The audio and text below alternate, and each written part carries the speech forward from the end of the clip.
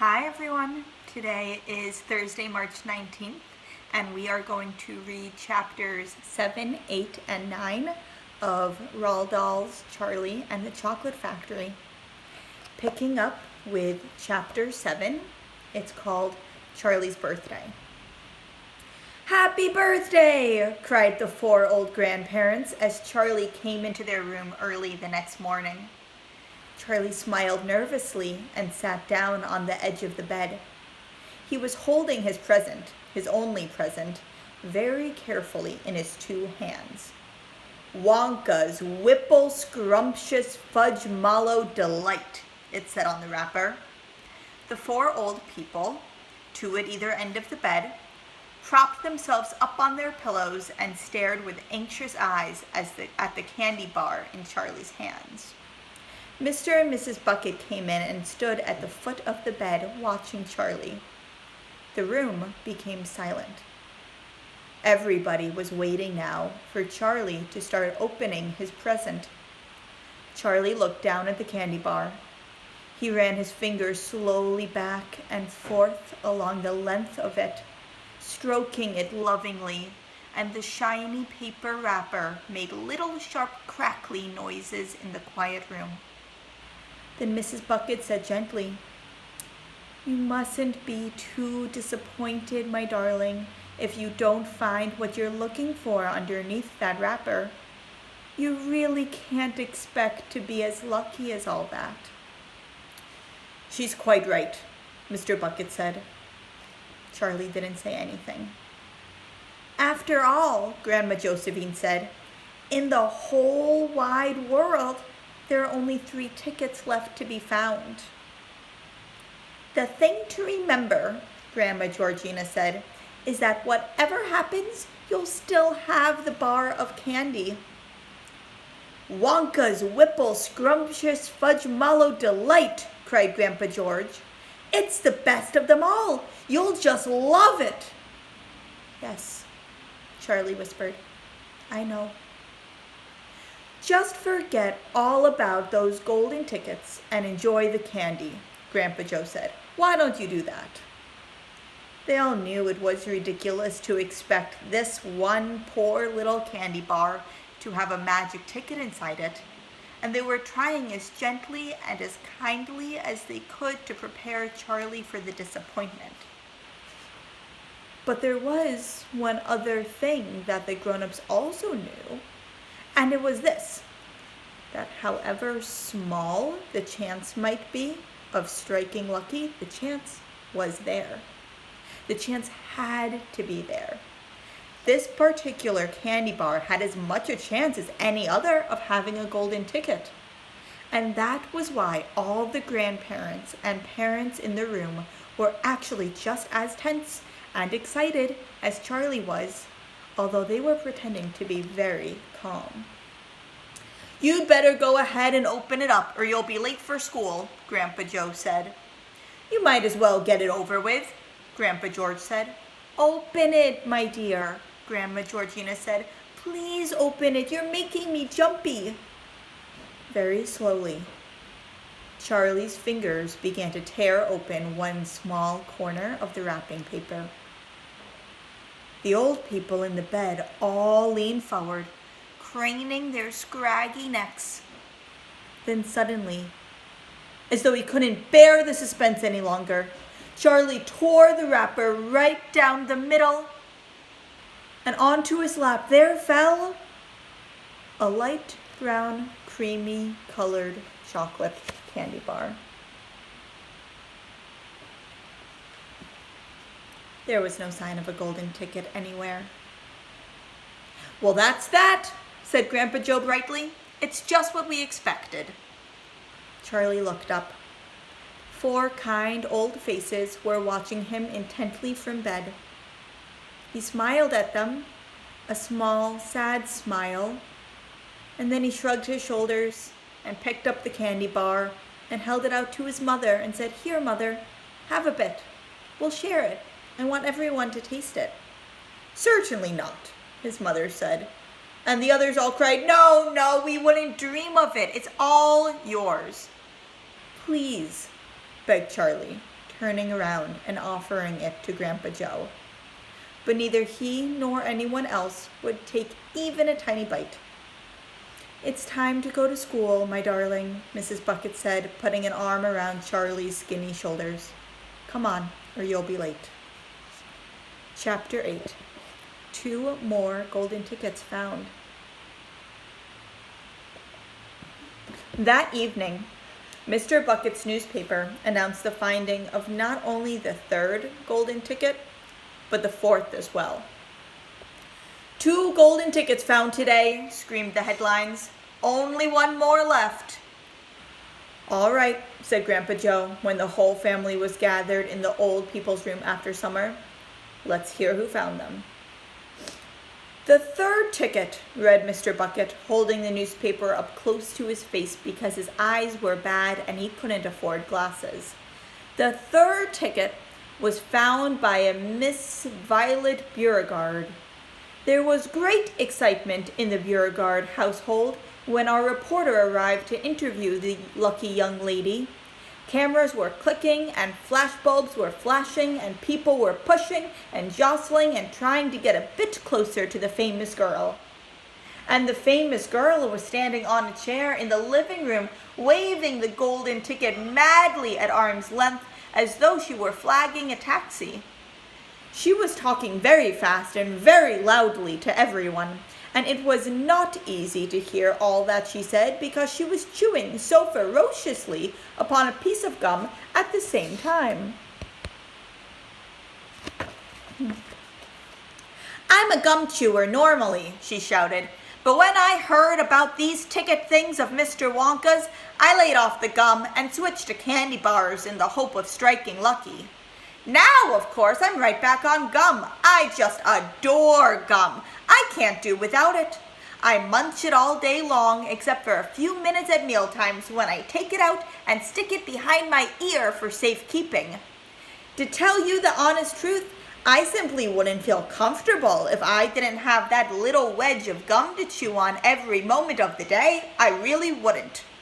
My mother says it's not ladylike and it looks ugly to see a girl's jaws going up and down like mine do all the time, but I don't agree. And who's she to criticize anyway? Because if you ask me, I'd say her jaws are going up and down almost as much as mine are just from yelling at me every minute of the day." "Now, Violet," Mrs. Beauregard said from a far corner of the room where she was standing on the piano to avoid being trampled by the mob. "All right, Mother, keep your hair on," Miss Beauregard shouted. "And now," she went on, turning to the reporters again, "it may interest you to know that this piece of gum I'm chewing right at this moment is one I've been working on for over 3 months solid. That's a record, that is. It's beaten the record held by my best friend, Miss Cornelia Prinzmetal, and she was mad. It's my most treasured possession now, this piece of gum is. At nights, I just stick it on the end of the bedpost, and it's as good as ever in the mornings. A bit hard at first, maybe, but it soon softens up again after I've given it a few good chews. Before I started chewing for the world record, I used to change my piece of gum once a day. I used to do it in our elevator on the way home from school. Why the elevator? Because I like sticking the gooey piece that I'd finished with onto one of the elevator buttons. Then the next person who came along and pressed the button got my old gum on the end of his finger, or her finger. Ha ha ha! And what a racket they kicked up, some of them. You get the best results with women who have expensive gloves on.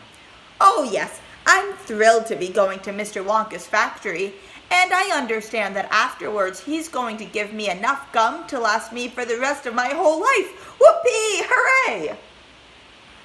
Beastly girl, said Grandma Josephine. Despicable, said Grandma Georgina. She'll come to a sticky end one day, chewing all that gum. You see if she doesn't. And who got the 4th golden ticket, Daddy? Charlie asked. Now let me see, said Mr. Bucket, peering at the newspaper again. Ah, yes, here we are. The fourth golden ticket, he read, was found by a boy called Mike TV. Another bad lot, I'll be bound, muttered Grandma Josephine. Don't interrupt, Grandma, said Mrs. Bucket. The TV household, said Mr. Bucket, going on with his reading, was crammed like all the others with excited visitors when our reporter arrived. But young Mike TV, the lucky winner, seemed extremely annoyed by the whole business. Can't you fools see I'm watching television? He said angrily. I wish you wouldn't interrupt.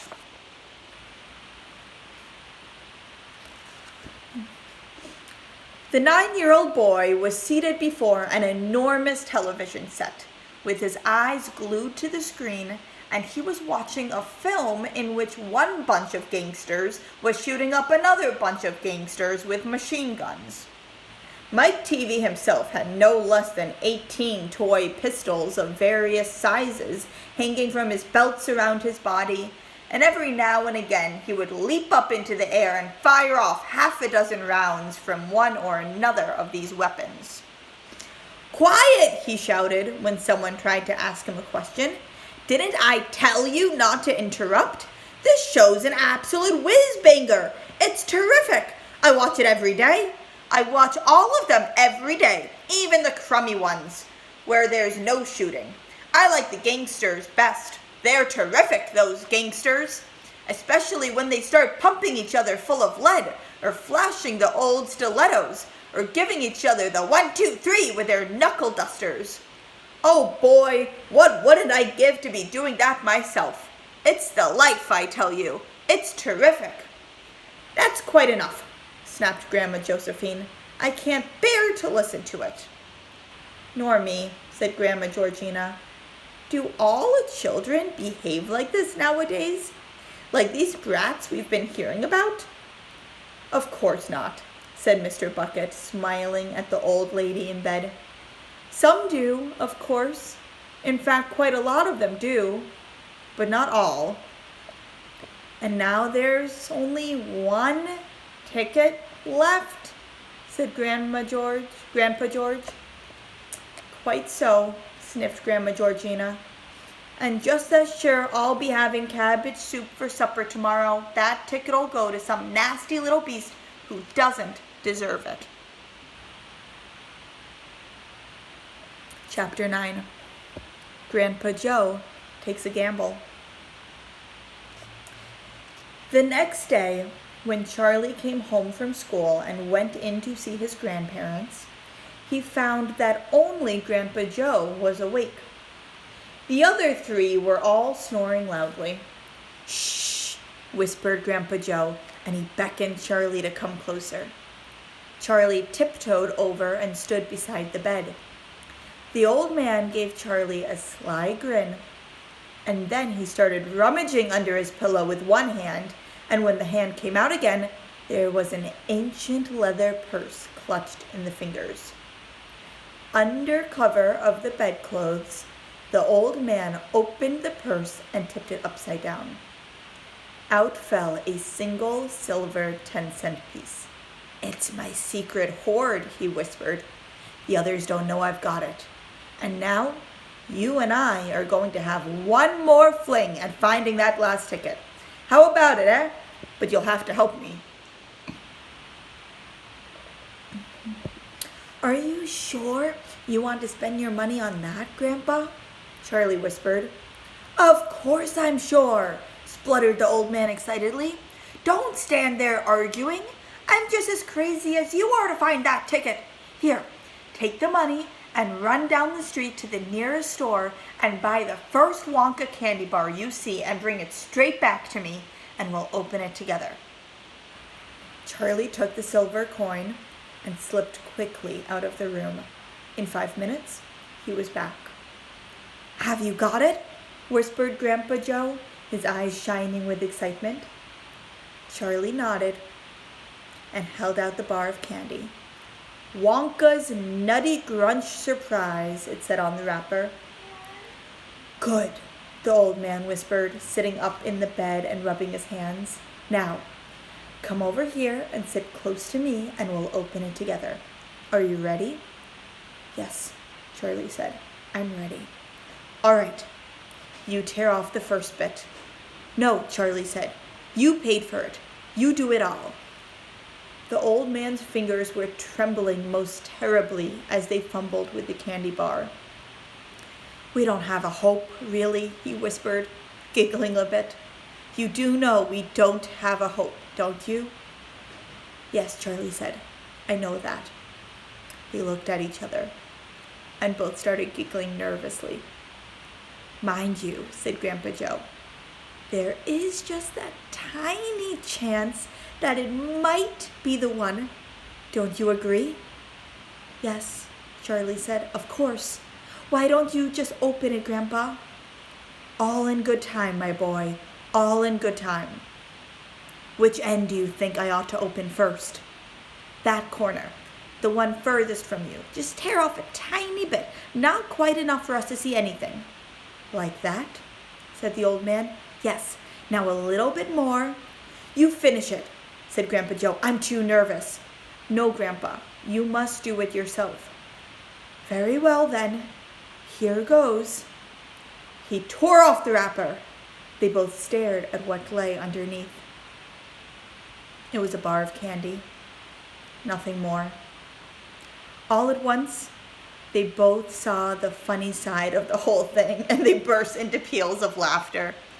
What the heck's going on? Cried Grandma Josephine, waking up suddenly. Nothing, said Grandpa Joe. You go on back to sleep. And that's the end of chapter 9. So, in our packets, for vocabulary packet, you can now finish the chapter pages for chapters 1 through 9, because we have learned longed, clever, eager in chapters 1 through 3. We learned deserted, frantically, repulsive in chapters 4 through 6. And today in chapters 7 through 9, we learned tense, beckoned, and despicable. So you should be able to complete this page and this page in your vocabulary packet. In your chapter packet, we'll be doing the pages today for chapters 7 through 9. So here's the page for chapter 7.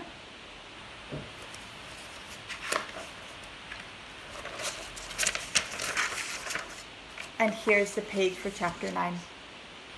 I hope you enjoyed these chapters, and I look forward to reading more with you tomorrow.